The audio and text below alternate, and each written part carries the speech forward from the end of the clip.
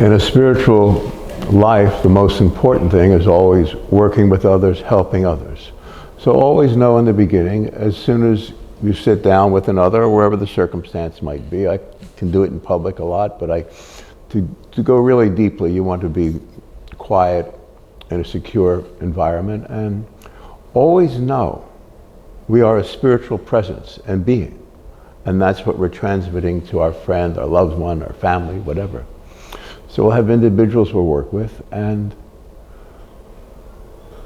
always know that as soon as you sit to work, all of a sudden the atmosphere will change. You'll have a teaching presence with you. It could be anyone or anything. It could be my dad, your mom. It could be God directly. And it's according to the circumstance and the need of the individual you're working with that you're simply reminding that there is a God, there is an eternal purity, that being in this world it's not a mistaken consciousness. You allowed yourself to be here because there was something wrong in the universe. And as a spiritual being, my experience always has been a transcendent, infinite purity and lightness, a treasury of beautiful presences, souls, the ancient ones, the recent ones, your mom, your loves, your friends, your teachers. So as soon as you're with someone, the particular teachers and their presence, but it's always God. It just changes like kaleidoscopically with great beauty all the time. And you'll see the golden presence of the teachers, the presence, the mom who passed and transcended back to a heavenly paradise. Because that's always here, and that's what the teaching is. So as soon as you sit down to teach, this presence will open up. Don't worry about it. If you're feeling something sometimes, that's because that's what you have to help the other person relieve themselves of guilt, remorse, pain, trauma, desire, whatever it is, whatever the need is, you will fulfill it in consciousness. And the number one thing is to say that it's not religious faith we're talking about, it's spiritual experience.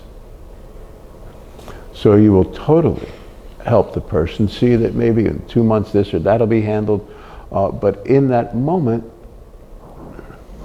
they'll feel the presence of those who have thus gone. You'll see and feel and help them understand and see and feel the family members, grandmom, whatever, it'll all be there. Or different family members that have been hurt in different ways, and you have a lack of understanding. There's 6 kids, so we all experience our life with our parents completely differently. And as the years go on, a sister would call me here or there and remind me of something that I didn't see, so I capture the spirit of the family more purely, more perfectly, and fortunately we were all spiritual in my family, though our lives were beyond difficult. Spirituality always healed everything. So there was never hate or anger, there was always humor about whatever we'd go through. And so I want to say that to you, find a few spiritual friends and you can laugh at the whole thing. It's the whole idea of Zen Buddhism, is to not take any tragedy seriously. And if you're a warrior, don't even take that seriously. It's a higher consciousness where you're living beyond everything. I'm not saying this lightly. And I'm not saying this because I don't feel this 24 hours a day all my life.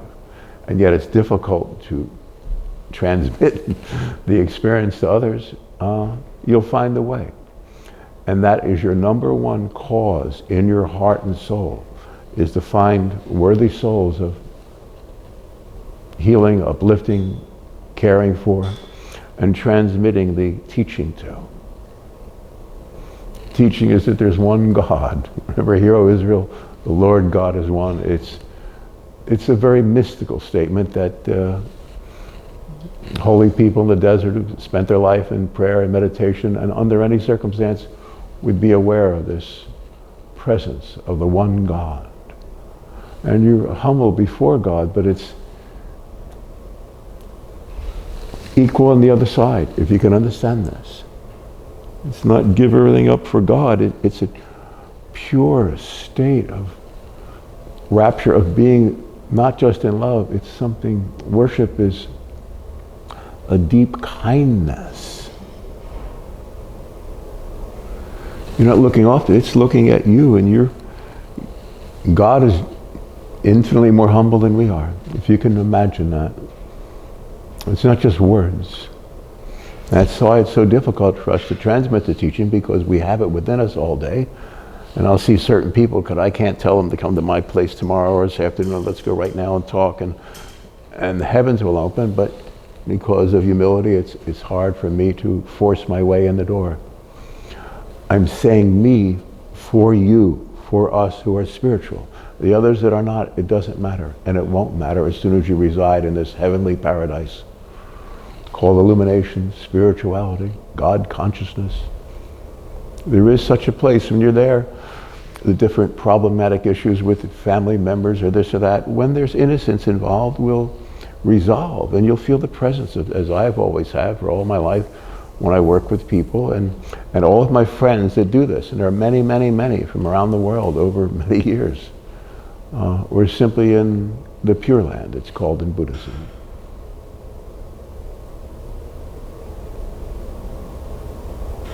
It's a very clean place to be. There will be no pain or hardship. You'll owe no one. You'll only care. But that caring is a delicate, light touch. When you look at fine art, I go up to the museum in the city and look at art like the great masters have done, and I can't breathe. I always hope no one's walking by. When they are, make like I'm just, because I'm in a state, I can't turn away from it. And every inch you see on a great painting is more magnificent. So let's imagine when we actually see God, and we will. Every moment of the rest of your life.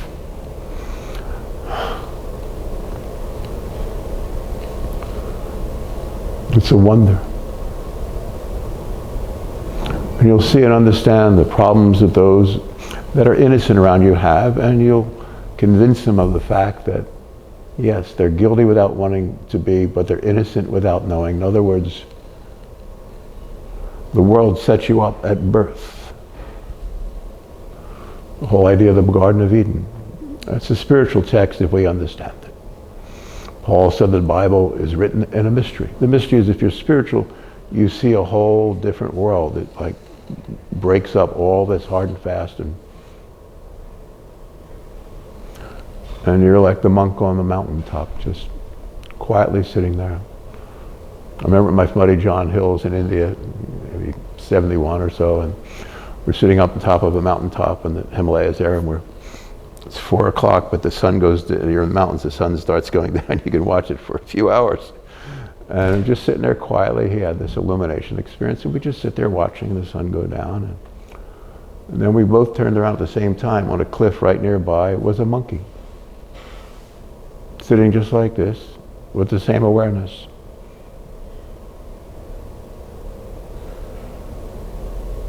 Do you understand? The adoration in their puppy's eyes. We're all feeling the same thing. We're watching the sun go down. And very quietly waiting for the sun to rise. It's called spirituality. It's a higher consciousness. Everything will be taken care of.